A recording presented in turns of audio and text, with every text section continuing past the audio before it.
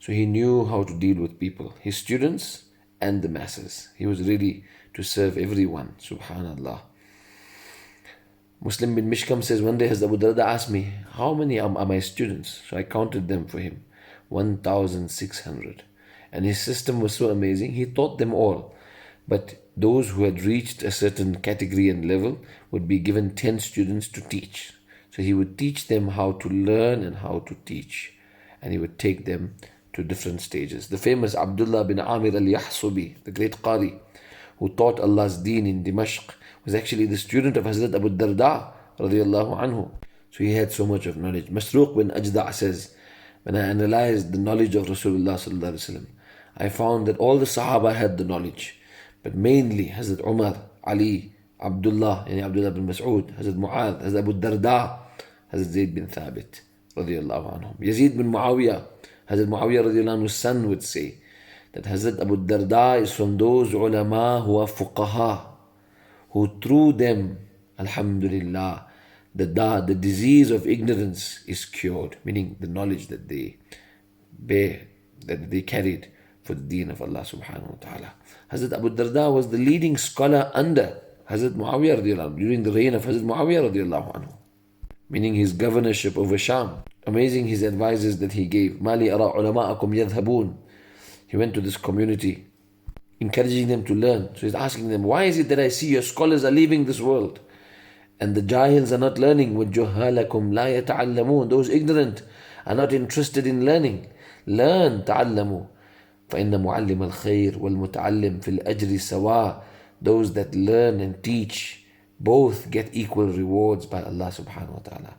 And besides those that want to learn and want to teach, there's no good in anyone else. Meaning everyone should learn to know and should teach what they know. So we should always learn and always teach. This was the advice Hazrat Abu Darda would give. And he would also say, it's not only learning. Woe to those who don't want to learn. One time, وَيْلٌ لِلَّذِي لَا يَعْلَمْ مَرَّةً. But woe to those who've learned but are not prepared to practice 7 times. وَوَيْلٌ لِلَّذِي يَعْلَمُ وَلَا يَعْمَلُ 7 مرات. That's in Dhahabi Siyar wa Alam al-Nubala. But very often he would present these sentiments.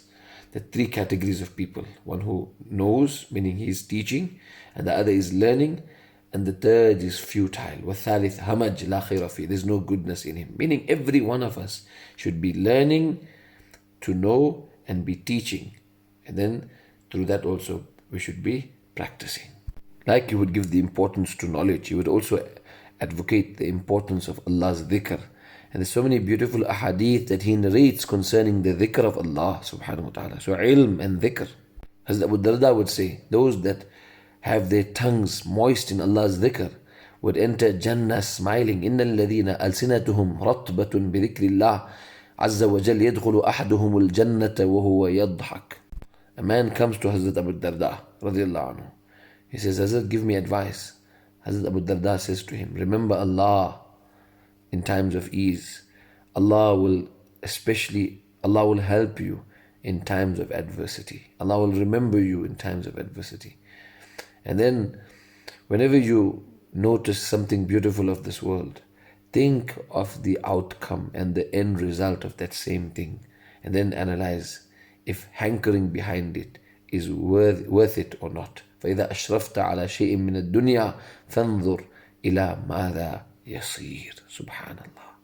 When his wife was asked what was among the greatest ibadat of Hazrat Abu Darda, she said it was tafakkur, analyzing, pondering over Allah's greatness, pondering over good deeds, pondering over what will make Allah happy, pondering over the greatness of Allah through seeing the amazing things Allah has made, and i'tibar, learning lessons from everything around us. These were the greatest ibadat of Hazrat Abu Darda radiallahu anhu.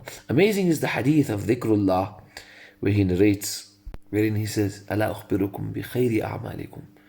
Allah's Nabi sallallahu alaihi wasallam asked us, shall I teach you and notify you of the best action, the best deed? وَأَزْكَاهَا عِنْدَ مَلِيكِكُمْ. The deed that is purest by Allah, the deed that will raise you most in Allah's proximity and closeness. it's better for you than gold and silver. And subhanAllah, the way he explained it to them, that every one of them were paying attention and listening attentively, that what is he going to say? And subhanAllah, he would say that dhikrullahi azza wa jal, remembrance of Allah subhanahu wa ta'ala.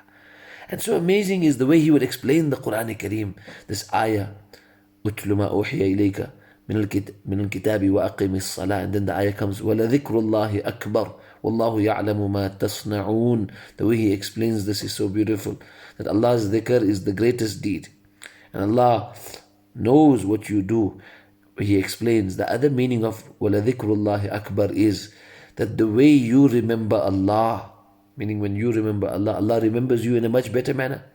So he says what this means is the way you remember Allah is nothing in comparison to the way Allah remembers you. Dhikrullahi iyyakum akbar min dhikrikum iyyah. So beautiful is his understanding. There's so many beautiful incidents between him and the Sahaba Kiram radiyallahu anhum. One is an incident where he was en route to the marketplace. He had an amount of money to purchase a new kurta, and he met Hazrat Abudarda Ghifari. So Hazrat Abu Dhar asked him, "Where are you off to, Abu Darda?" He says, "I'm on my way to purchase a garment." So Abu Dhar says, "But how much do you want to buy one for?" Basically, he tells him that I have about 10 dirhams to purchase something. So Hazrat Abu Dhar says that don't waste. So Abu Darda radiyallahu anhu says to him that why don't you join me then and you can show me. He says, "Okay, I'll join you." And they both go to the bazaar together. And he sees one for 10, but Abu Dhar shows him one for 4 dirhams. So he takes that one. And as they're going together, he says, I met a man who was really dressed in a very poorly manner, tattered and torn garments. He wasn't covered properly. So Hazrat Abu Darda gifted him this garment. And then he went back to the bazaar, and with another 4 dirhams, he purchased another garment. And then the both of them go together.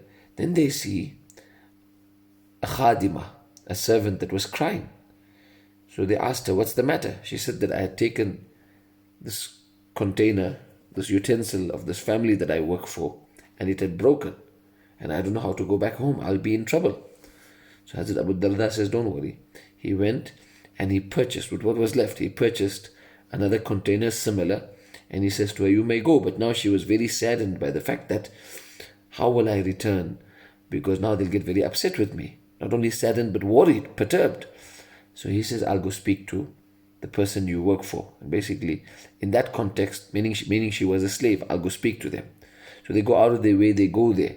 When he sees that Hazrat Abu Dhar and Abu Darda came there, he was so elated.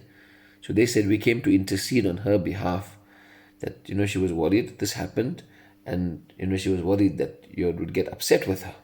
So he got so happy that these 2 Sahaba came to visit him. Allahu Akbar. He liberated her in Allah's name. Radiallahu anhum. So Hazrat Abu Darda was so amazed that there was so much of barakah in the 10 dirham. A man got clothed. Hazrat Abu Darda received a new kurta. A vase, a container was replaced. A slave was liberated for Allah's sake, and all of that, so much of barakah. This is when there's sincerity, Allah put so much of barakah. And we also encourage our youth, let's not waste. Sometimes we just want to pay extra because of a brand name.